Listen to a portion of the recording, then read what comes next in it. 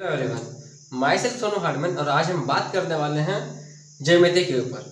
तो ज्यामिति का जो बेसिक कॉन्सेप्ट है फ्रेंड्स, वो मैं आपको सिखाने वाला हूँ शुरू से लेकर के पूरा अंत तक। जिसमें अगर आप 4, 5, 6 क्लास में हैं या फिर अगर आप 7, 8 क्लास में हैं तो आपका जो ज्यामिति का जो कॉन्सेप्ट है ना वो आपको क्लियर हो जाएगा। चलिए शुरू करते हैं। देखिए पहला कॉन्सेप्ट क्या हमारा कहता है, बिंदु। ये बिंदु होता है क्या है समझ लीजिए। देखिए कि किसी भी लाइन का जो शुरुआत है ना वो बिंदु से होती है, ठीक है। तो देखिए बिंदु, तो बिंदु मतलब क्या हो गया, ये बिंदु हम लोग किसे बोलते हैं, वैसा चीज जिसका ना तो कोई लंबाई हो, ना ही कोई चौड़ाई हो और ना ही कोई मोटाई हो। देखिए आपको कुछ दिखाई दे रहा है इस बिंदु में, सिर्फ एक डॉट दिखाई दे रहा है, उसे हम लोग क्या बोलते हैं, बिंदु कहते हैं। इससे के बाद एक टर्म क्या आता है नेक्स्ट, रेखा। ये रेखा किसे कहते हैं, रेखा यानी कि एक सरल एक हम लोग लाइन खींचते हैं उसे हम लोग रेखा बोलते हैं। अब ये लाइन हमारा ऐसा भी हो सकता है और वो जो लाइन है ना आपको कुछ ऐसा भी हो सकता है, या फिर अगर आप ये बोलिए कि वो जो लाइन है आपका वो आपका ऐसा भी हो सकता है, कुछ भी हो सकता है। लेकिन सॉरी, तो रेखा हम लोग बोलते किसको है, तो वैसा चीज जिसका सिर्फ लंबाई होती है लेकिन ना तो कोई चौड़ाई होती है और ना ही कोई मोटाई होती है, उसे हम लोग क्या बोलते हैं, एक रेखा बोलते हैं, ठीक है। अब देखिए रेखा भी दो प्रकार का होता है, कौन कौन, एक होता है सरल रेखा यानी कि स्ट्रेट लाइन, और दूसरा होता है वक्र रेखा यानी कि थोड़ा सा जो लाइन थोड़ा टेढ़ा होता है ना उसको हम लोग बोलते हैं क्या, वक्र रेखा कहते हैं। अब वो लाइन देखिए इस प्रकार से भी टेढ़ा हो सकता है या फिर आप उसे इस प्रकार से भी टेढ़ा समझ लीजिए, है तो रेखा ही है ना। इसको हम लोग कर्व भी बोलते हैं एक प्रकार से।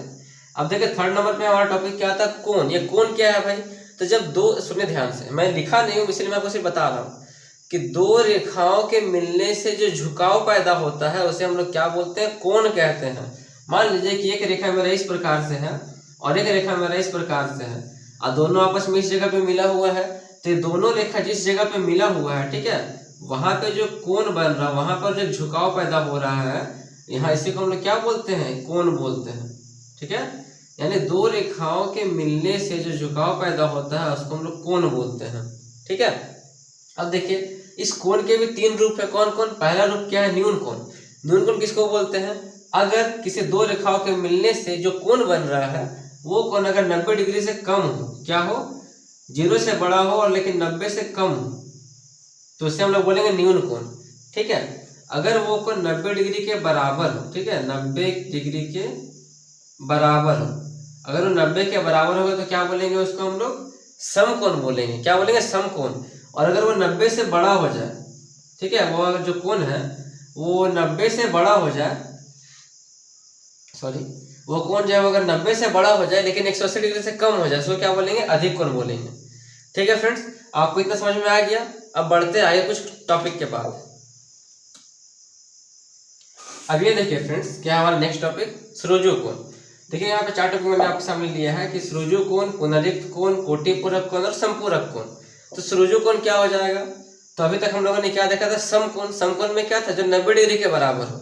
उसके बाद फिर कहाँ आए थे हम लोग, अधिक कोण, जो 90 से बड़ा हो परंतु 180 से कम हो। अब उसके बाद का ये नेक्स्ट टॉपिक है, क्या है यहाँ पे, श्रोजु कोण। तो वह कोण जो 180 डिग्री के बराबर होता है उसे हम लोग क्या बोलते हैं, श्रोजु कोण बोलते हैं। आप 180 डिग्री के बराबर बोलिए या फिर आप इसे दो समकोण के बराबर बोलिए, क्योंकि एक समकोण का मान 90 डिग्री होता है तो दो समकोण का मान कितना हो जाएगा, 180 डिग्री। तो आप श्रोजु कोण को 180 डिग्री के बराबर बोल सकते हैं या फिर दो समकोण में बोल सकते हैं। फिर क्या सॉरी फिर क्या है, पुनरिक्त कोण। ये पुनरिक्त कोण क्या होता है, तो वही सेम चीज कि वैसा कोण जो 180 डिग्री से बड़ा होता है लेकिन 360 डिग्री से छोटा होता है, उसको हम लोग बोलते हैं क्या, पुनरिक्त कोण, ठीक है। वैसा कोण जो 180 डिग्री से बड़ा होता है लेकिन 360 डिग्री से छोटा होता है उसको हम लोग बोलते हैं पुनरिक्त कोण, ठीक है।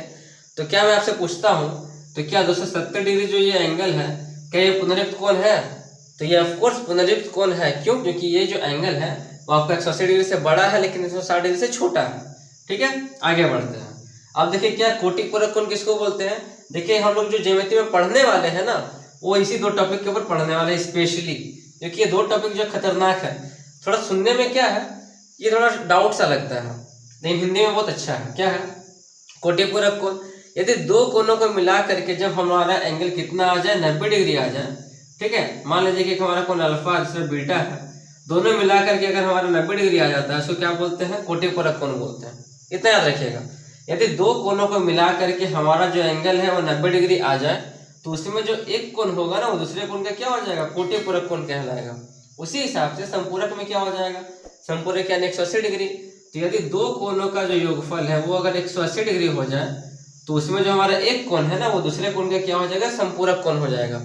ठीक है, थोड़ा सा एग्जाम्पल से भी समझ लीजिए। अगर मान लीजिए कि आपका यहाँ पे सवाल में दिया गया है एक कोण 45 डिग्री, मान लीजिए दिया गया है कितना, एक कोण आपका दिया गया है 50 डिग्री, तो दूसरा कोण क्या हो जाएगा, और सवाल में बोल रहा है कि वो जो है कोटि पूरक कोण बना रहा है तो क्या हो जाएगा, सिंपल सी बात है ना।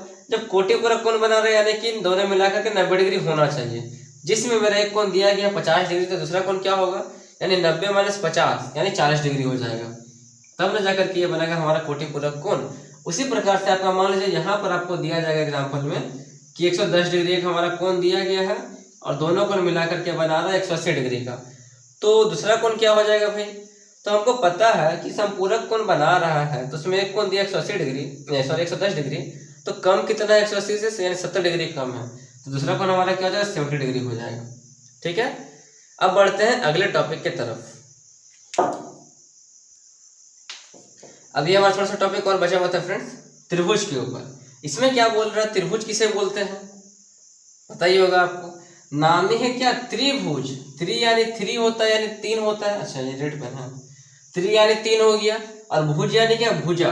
तो 3 भुजाओं से घेरे हुए जो ये बोले आप चित्र को, उसको क्या बोलेंगे, त्रिभुज कहेंगे।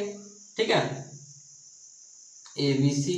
अब देखिए इसका भी 3 टाइप आता है, लेकिन 2 बेसिस के आधार पर। पहला क्या आधार है कि भुजा के अनुसार, और दूसरा है हमारा कोनों के आधार पर। तो पहले देखते हैं भुजा के आधार पर क्या है। तो भुजा के आधार पर हमारा पहला आता है समबाहु त्रिभुज। समबाहु, सम मतलब क्या, इक्वल, इक्वल यानी क्या, बराबर, यानी जिसका भुजा बराबर होता है। यानी अब त्रिभुज तो बोल ही दिया गया है, यानी कि जिस त्रिभुज का तीनों भुजा आपस में बराबर हो जाए उसे हम लोग क्या बोलते हैं, समबाहु त्रिभुज बोलते हैं। ठीक है, मान लीजिए कि अगर 5 का है तो ये भी आपका 5 सेंटीमीटर है और ये भी आपका 5 सेंटीमीटर ही हो जाएगा। ठीक है, अब आते समद्विबाहु क्या होता है भाई। तो समद्विबाहु यानी क्या, सम द्वि, द्वि यानी 2, यानी जिस त्रिभुज का 2 भुजा बराबर होता है उसको हम लोग क्या बोलते हैं, समद्विबाहु त्रिभुज बोलते हैं। ठीक है, मान लीजिए कि ये दोनों हमारा क्या बराबर है, मान लीजिए कि 4 सेंटीमीटर है और ये भी 4 सेंटीमीटर है, लेकिन ये दिया 5 सेंटीमीटर का, तो ये हमारा समद्विबाहु त्रिभुज। अब थर्ड में क्या आता है, विषम बाहु त्रिभुज। तो विषम बाहु में क्या है, जिसका कुछ भी बराबर नहीं है, ना तो ये बराबर है, ना ही ये बराबर है, ना ही ये बराबर है। यानी कि मान लीजिए 4 है, ये 5 सेंटीमीटर है और ये 6 सेंटीमीटर का है। ठीक है, ये था हमारे भुजा के आधार पर। अब देखिए ये हमारा कोनों के आधार पर। तो देखिए कोनों के आधार पर हमारा पहला क्या आता है, न्यून कोण त्रिभुज। तो न्यून कोण त्रिभुज, अब त्रिभुज बोल ही दिया है तो ठीक है भाई। तो वैसा त्रिभुज जिसके तीनों कोनों का जो मान होगा ना, जिसमें तीनों कोनों का जो मान होगा वो 90 डिग्री से कम होगा, उसको हम लोग बोलते हैं न्यून कोण त्रिभुज। ठीक है, समकोण त्रिभुज में क्या आता है कि जिसमें एक कोण का जो मान होगा वो हमारा होगा क्या, 90 डिग्री हो जाएगा। देखिए ये इस प्रकार से बनता है ये, जिसमें हमारा एक कोण मान होगा ना, ये वाला, वो आपका 90 डिग्री होता है। ठीक है, और अधिक कोण में क्या होता है कि जिसमें आपका एक कोण का मान कितना हो जाए, 90 से ज्यादा हो जाए। तो मान के चलते हैं कि थोड़ा सा ये इस प्रकार से है। तो देखिए मान लीजिए कि ये देखिए थोड़ा 90 से बड़ा ही लग रहा है, यानी 110 डिग्री का है ये एंगल, तो इसको हम लोग क्या बोलेंगे, अधिक कोण त्रिभुज बोलेंगे। ठीक है, अब 2-4 थोड़ा सा और कुछ फैक्ट है, थोड़ा सा वो मैं आपको बता देता हूँ, उसके बाद फिर आपका ये वीडियो कंप्लीट हो जाएगा। ये कुछ इंपॉर्टेंट फ्रेंड्स थोड़ा सा ये भी जान लीजिए। क्या है पहला कि त्रिभुज के तीनों कोनों का योग कितना होता है, तो 180 डिग्री। याद रखिएगा, त्रिभुज के तीनों कोनों का योग कितना होता है, तो 180 डिग्री होता है। चतुर्भुज के चारों कोनों का योग कितना होता है, तो 360 डिग्री होता है। ठीक है, कैसे, तो आप थोड़ा जान लीजिए। देखिए चतुर्भुज इस प्रकार का होता है, बर्फी जैसा। ठीक है, तो यहाँ यहाँ यहाँ यहाँ और 4 कोण, चारों को मिलाकर 360 डिग्री होता है। वो हम लोग सेपरेट पढ़ेंगे त्रिभुज और चतुर्भुज वाले क्षेत्र में। अब क्या, एक रेखा में अनंत बिंदु होते हैं, भी याद रखिएगा अच्छे से। ये सब देखिए क्या ना, आपको ट्रू फॉल्स में पूछता ज्यादा करके है, देखिएगा ध्यान से। अगर ये कोई रेखा है जिसमें कितना बिंदु होगा, देखिए बहुत बिंदु हो सकता है ना, कैसे 1 2 3, मतलब जितना भी इसमें ड्रॉ कीजिए आपको उतना ही बिंदु आपको दिखाई देगा। फिर क्या है, एक बिंदु से होकर के अनंत रेखा खींची जा सकती है। सही बात है ना। तो मान लीजिए एक बिंदु है अब यहाँ से हम कितना लाइन खींच सकते हैं, देखिए ध्यान से, 1 2 3 4, जितना भी इसमें हम खींच सकते हैं आराम से ना, जितना भी इसमें लाइन खींच सकते हैं। तो ये बोल रहा है इसमें क्या कि अनंत रेखा खींची जा सकती है। सब याद रखना है फ्रेंड्स आपको। एक बिंदु के कुल कोणों का मान कितना होता है, 360 डिग्री। अब बोले कैसे, तो बताते हैं कैसे। बिंदु, ठीक है, इस बिंदु को अगर थोड़ा सा बड़ा करके बीच से अगर पतला करेंगे तो आपको ये एक वृत्त दिखाई देगा। अब ये वृत्त आखिर होता है कितने का है, नहीं समझ में आया ना, देखिए ध्यान से। 2 रेखा है, ये तो आपको समझ में आ रहा है इतना। आप तो ये पढ़े होंगे कि ये होता है 90 डिग्री का, ये भी होता है 90 डिग्री का, क्योंकि ये लाइन खड़ा है बीच में। तो ये भी देखिए 90 का हुआ, ये भी 90 का हुआ, चारों मिलाकर कितना 360 डिग्री हो गया ना। तो वही तो हम क्या किए, इस चारों को एक बार में लिख दिया यहाँ पे बिंदु के रूप में। तो क्या हुआ, वो चारों का कितना हो गया है ना, एक बिंदु के कुल कोणों का योग कितना हो गया, 360 डिग्री, वहां से ही आया। ठीक है, अब यहाँ देखिए क्या, एक वृत्त की सभी त्रिज्या समान होती है। कैसे, त्रिज्या यानी कि अर्धव्यास। तो देखिए ध्यान से, अगर वृत्त है तो क्या इसका आर हो गया, इसी को तो हम लोग त्रिज्या बोलते हैं। तो देखिए यहाँ पर भी उतना ही रहेगा, यहाँ भी सेम उतना ही रहेगा, यहाँ भी सेम उतना ही रहेगा, यहाँ भी उतना ही, ये सब जगह क्या रहेगा, सेम सेम रहेगा। तो आपको ये कुछ इंपॉर्टेंट सा बात याद रखना था। ठीक है फ्रेंड्स, तो thank you friends, Radhe Radhe.